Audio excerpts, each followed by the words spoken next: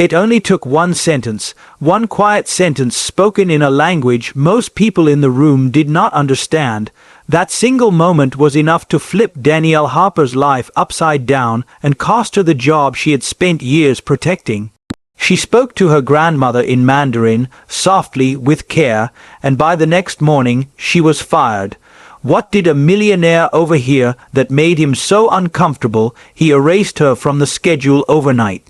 It was Thursday around 2:30 in the afternoon. The lunch rush had finally faded at Juniper and Ash, a polished, high-end fusion restaurant sitting in the heart of Santa Monica, the kind of place where a single scallop cost more than most people's groceries for the day. Reservations were booked weeks ahead, even on weekdays. The lighting was warm, the music barely noticeable, and the food was plated like artwork. The guests were wealthy, quiet, and used to being catered to without questions. They expected perfection, silence, and control. Danielle stood near the bar, wiping down an already clean tray with a cloth.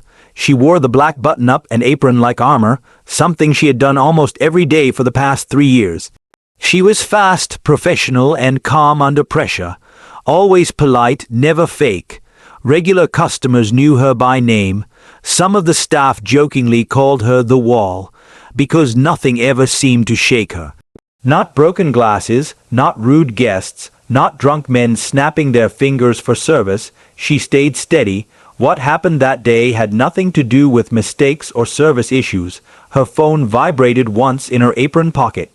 Danielle glanced down. It was Popo, her grandmother, calling from Taipei. That was rare. Her grandmother only called during birthdays or emergencies. Danielle felt her chest tighten. She stepped just behind the service wall, between the wine rack and the espresso machine, slightly out of sight, but still close enough to respond if needed. She answered the call in Mandarin. Her voice was soft and respectful. She asked how her grandmother was feeling. There was something about a doctor visit and a mix-up with medication. Danielle listened carefully, reassured her, promised to check on things later. The entire call lasted less than 30 seconds. She ended it gently, slipped the phone back into her apron, and returned to clearing a table. She did not know someone was watching. Charles Remington III sat in the VIP section at table 7, sipping a glass of Japanese whiskey. He was not just a regular, he was the regular, a powerful tech investor, a man whose money carried weight in the city. He liked routine, he liked control. He liked being served by people who knew exactly how he wanted his water refilled. 2 ice cubes, never 3. Danielle had served him many times before. There had never been a problem until now. That afternoon something changed. He watched Danielle not with curiosity but with suspicion. His face tightened for a brief second. A look of irritation, maybe even disgust, crossed his expression and disappeared just as fast. He said nothing, not then.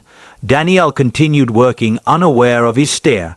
Plates moved from kitchen to table, glasses were refilled, silverware clinked softly. The room felt calm, but something underneath had shifted. The next morning, Danielle no longer had a job. Danielle Harper was not flashy. She never needed to be. At 27, she had learned how to blend in while still being excellent at what she did. 5 days a week, she arrived early, hair pulled back neatly, no makeup except chapstick and a little concealer when needed. She kept her posture straight, her voice calm, and her expressions neutral. She knew how to exist in spaces that were not built for her. Outside of work, she lived in a small rent-controlled apartment near Pico Boulevard. She filled it with plants and talked to them while cooking dinner. Her laptop was full of half-written poems she never shared. Most of her extra money went to supporting her grandmother. Popo had raised her after her parents died in a car accident when Danielle was 7 years old. Popo had taken Danielle to Taiwan when she was young. She raised her with discipline, warmth, and stories. She taught her Mandarin while cooking green onion pancakes and watching old dramas on TV. When they moved back to the United States years later, the language stayed with Danielle. Mandarin became the language she used when she prayed, when she was tired, when she felt safe. But in Santa Monica, none of that mattered. What people saw was a young black woman working in a luxury restaurant. People assumed she grew up nearby, that she only spoke English, that she was there temporarily, that she had no depth beyond the apron she wore. Danielle rarely corrected anyone. It never felt worth the effort. Once, a guest overheard her speaking on the phone and said, "I didn't know you spoke Spanish." Danielle calmly replied, "It's Mandarin." The man stared at her like she had performed a magic trick. Inside Juniper and Ash, everything ran on quiet rules. Her manager, Kendra, smiled with her mouth but not her eyes. She valued order, silence, and staff who did not question authority. Danielle was trusted but never praised, relied on but never promoted. She trained new hires, filled in when needed, and kept the floor running smoothly without recognition. Her closest coworker was Milo, a longtime busser with sharp humor and tired eyes. They bonded over late night meals and shared feelings of being unseen. Once Milo said, "You ever feel like we wear invisible uniforms under these?" Danielle nodded. They both understood. Danielle did not hold on to bitterness. She focused on working, saving money, and one day attending culinary school. She had dreams, she just kept them quiet. As for Charles Remington, she had no opinion. He was just another wealthy customer. Condescending, careless, always tipping exactly 15%. Danielle handled him like everyone else. Until that Thursday, rain had slowed business that day. Only 2 tables were occupied. One couple argued quietly. The other was Charles, sitting alone, watching rain slide down the window like it personally offended him. Danielle did not notice his stare when she took the call. She did not imagine it would matter. She was wrong. After the call, she approached table 7. "Would you like another drink, Mr. Remington?" she asked calmly. He looked at her for a long moment. Then he said, "I didn't know this place hired spies." Danielle froze slightly. "Excuse me, you speak Chinese now?" He said, "That's what that was, right?" "Yes," she replied. "I was speaking to my grandmother," he scoffed. "Sure." She felt her stomach tighten. "It was a personal call. I stepped away." "If you're going to have secret calls during work," he said, leaning forward, "maybe choose a language people understand." Danielle straightened. "I apologize if it bothered you." He waved her away. She walked back slowly, not scared, just careful. Milo had seen everything. The rest of the shift felt heavy. Charles left without another word. Danielle tried to brush it off. Some people were uncomfortable with what they could not control. That night, she called Popo. They laughed. She slept peacefully. The next morning, her name was gone from the schedule. She knocked on Kendra's office door. The conversation felt rehearsed. Empty phrases filled the room. Brand image, professionalism, guest discomfort. Danielle understood immediately. It was Charles. "You could have defended me," Danielle said quietly. "I have a job too," Kendra replied. Danielle took her final check and left. Milo was waiting. "They fired you for that?" Danielle nodded. Outside, the sun felt different. She sat in her car and texted her grandmother. "I got fired today. I'll call you later. Love you." She stared at a photo of them making dumplings. She did not know the story was just beginning. Danielle did not speak publicly right away. She was not trying to start a fight. She just needed space to breathe. The next morning, she stayed home. The apartment felt quieter than usual, like the walls were listening. Popo called early, her voice worried. Danielle told her everything was fine. She said she just needed a break. She did not want her grandmother carrying stress that did not belong to her. But Milo could not stay silent. That afternoon, while Danielle sat on her couch staring at the ceiling, Milo opened his phone and typed a post into a private Facebook group for service workers across Los Angeles. He did not mention names. He did not mention the restaurant. He kept it simple. "A coworker of mine got fired yesterday, not for being late, not for bad service." She answered a 30-second phone call in Mandarin to her grandmother inside an Asian fusion restaurant. A customer didn't like it. Now she's gone. He hit post and forgot about it. By evening, the post had been screenshot. By night, it had been shared. By morning, it was everywhere. People commented in anger and disbelief. Some shared similar stories. Others demanded to know the restaurant. It did not take long for someone to figure it out. Juniper and Ash was named. Screenshots of the menu spread online. Yelp reviews dropped fast. People left 1-star ratings with messages about language, power, and silence. Someone shared an old video of Charles Remington speaking at a tech conference. The caption read, "This is the man who got a woman fired for speaking to her grandmother." Danielle's phone would not stop buzzing. Journalists emailed her, activists messaged her, strangers offered support, some sent long emotional notes, some sent advice she did not ask for, a few sent strange theories she ignored. She did not respond. Not yet. Inside Juniper and Ash, everything was unraveling. Staff walked out mid-shift, a hostess quit on the spot. One of the chefs threw away a tray of food and left without saying goodbye. Management scrambled. Kendra looked pale. Meetings were called. Lawyers were contacted. Milo called Danielle that night. "They're panicking," he said. "They want us to sign NDA." "For what?" Danielle asked. "The secret sauce. They think you're going to speak." Danielle stared at the wall. "I didn't ask for any of this." "I know," Milo said, "but people are listening now." That night, Danielle sat quietly with her laptop open. She reread messages. She thought about Popo. She thought about all the times she stayed quiet to survive. Then she typed, not a rant, not a threat, just the truth. "My name is Danielle. I was fired from a restaurant in Santa Monica after a customer complained about me speaking Mandarin to my grandmother on the phone. I wasn't rude. I wasn't unprofessional. I simply spoke a language that is part of who I am. That's all it took to lose my job. If you've ever been made to feel small because of how you speak or who you are, I see you." She posted it. Within hours, the post exploded. Thousands of likes, shares across platforms, comments from people around the world. Black media pages reposted it. Asian American groups amplified it. Podcasts reached out. Local news stations requested interviews. People shared their own stories, being told to speak English, being mocked for accents, losing jobs for not fitting in. Danielle read every message she could. Some made her cry, some made her angry, most made her feel less alone. Popo called again. "I saw the news," she said gently in Mandarin. "Are you okay?" "I am," Danielle said, "just tired." "You always had a strong voice," Popo said, "even when you were little." Danielle smiled. "I forgot that for a while." 3 days after her post went viral, an email arrived. The subject line read, "Request for conversation." It was from legal counsel representing Juniper and Ash. The message was formal and cold. They wanted to discuss a resolution. Danielle understood immediately.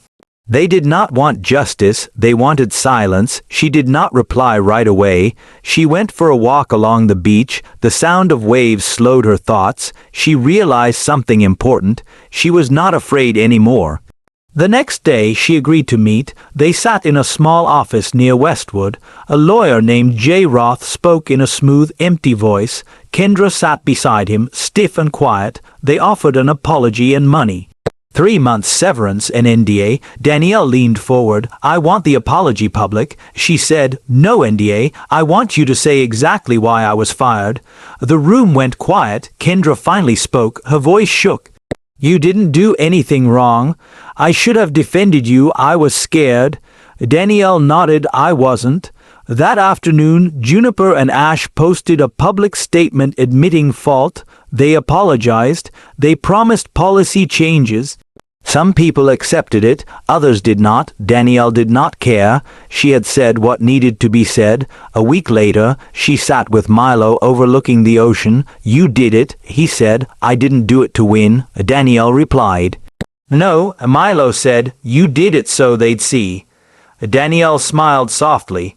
She did not return to the restaurant industry, not because she could not, but because she refused to shrink herself again.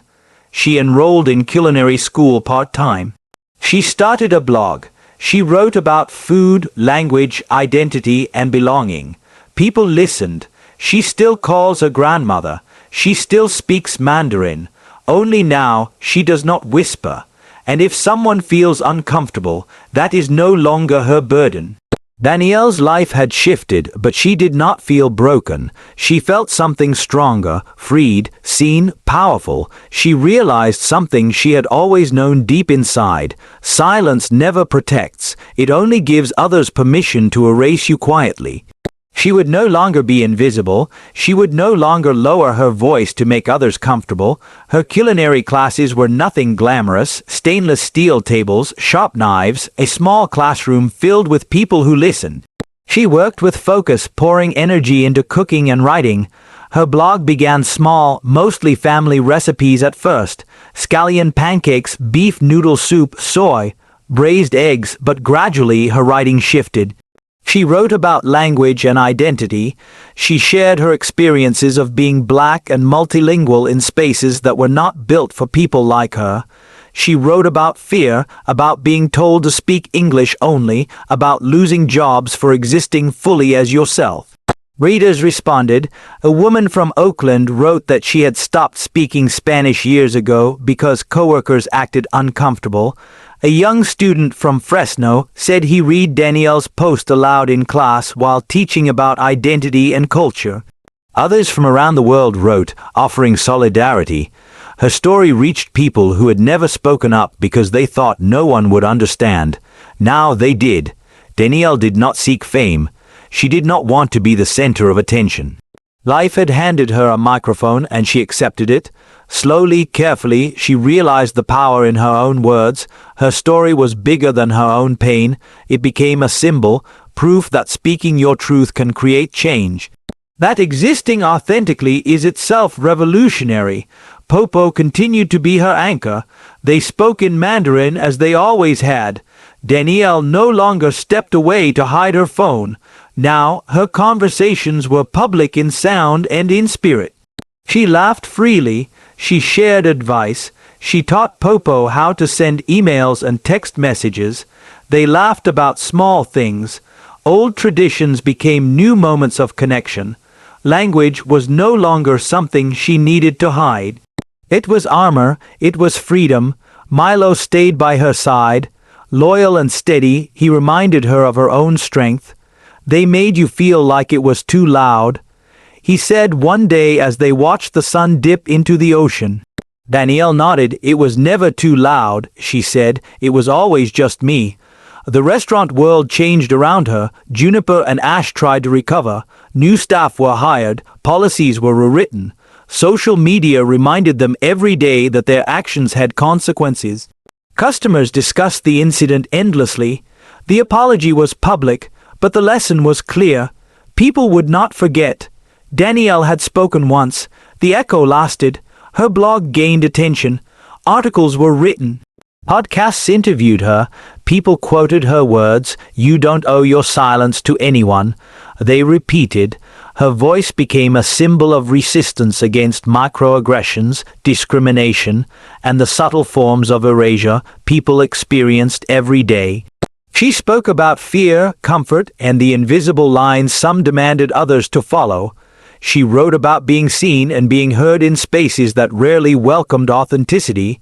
Sometimes Danielle still thought about Charles Remington Roman III. About the discomfort in his eyes, about the fear he carried for anything unfamiliar, but she did not waste energy on anger. His discomfort was his problem. She had done nothing wrong. She had been herself. Fully, and that was enough. Her days were now a balance of work, writing, and connection.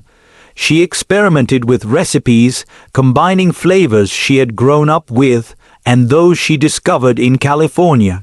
She taught small cooking classes. Students listened, asked questions, shared stories. Each recipe became a bridge between her heritage and the new world she was creating for herself. She also spoke publicly about labor rights. about how language can become a weapon, about how cultural ignorance can cost people not only jobs but dignity.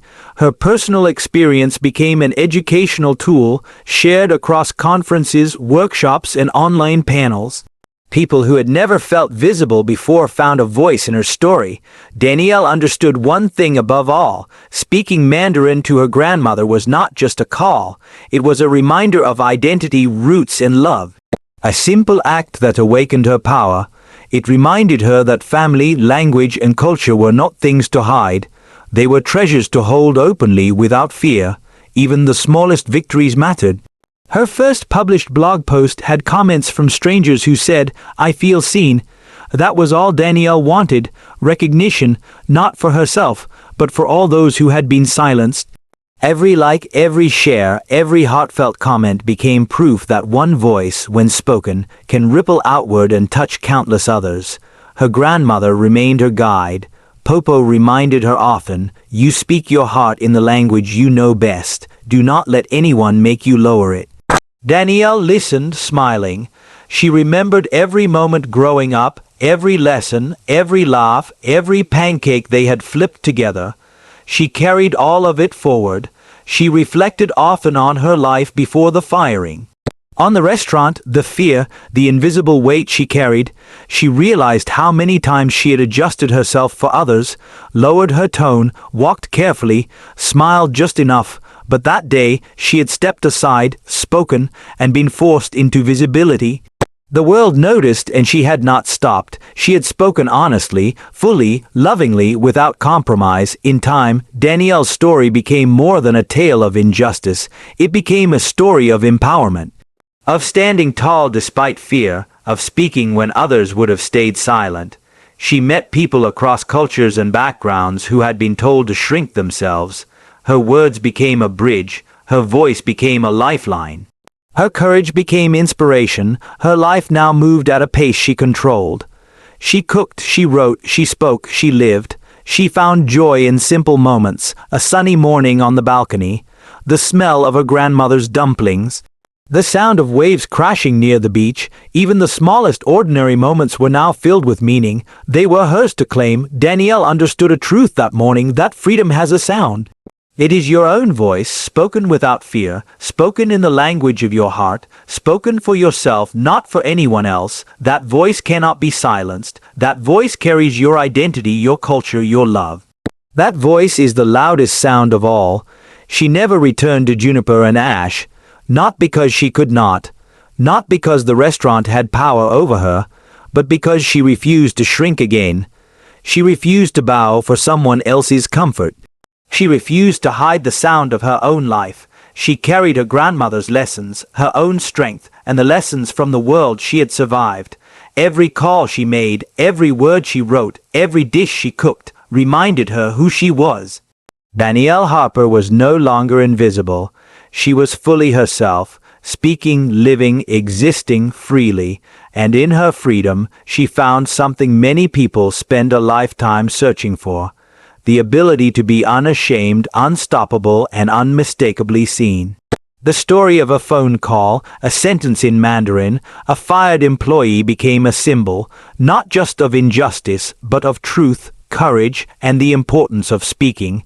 Danielle had not only survived, she had taught the world to listen. And listening, she realized, is how we all begin to see. Her journey continued, slowly, with purpose, with awareness, with voice. Every day she woke, cooked, wrote, called her grandmother, and spoke her language. Every day she reminded herself that no one could erase her. No discomfort from others, no power, no fear could take away the right to exist fully as she was. She was free, she was heard, she belonged. She mattered. Danielle's story traveled far beyond Santa Monica. She became a living example of what it means to live authentically, to defend one's voice, to honor heritage, and to reject the quiet suppression that countless people experience daily. People shared her posts, retold her story, and used it as a reminder that courage is often found in the simplest acts: speaking your truth, speaking without fear, living without apology, existing without silence. And in this existence, Danielle found more than freedom. She found purpose. She found herself. She found connection. She found her place in the world. Not the place others carved out for her, but the one she claimed with her words, her heart, and her voice. She spoke, she lived, and in doing so, she inspired others to do the same. Danielle Harper did not just get her job back, her money, or recognition. She gained something far greater. She gained the sound of her own freedom, ringing clear and strong. And from that sound, countless others learned they too could speak, exist, and be fully themselves.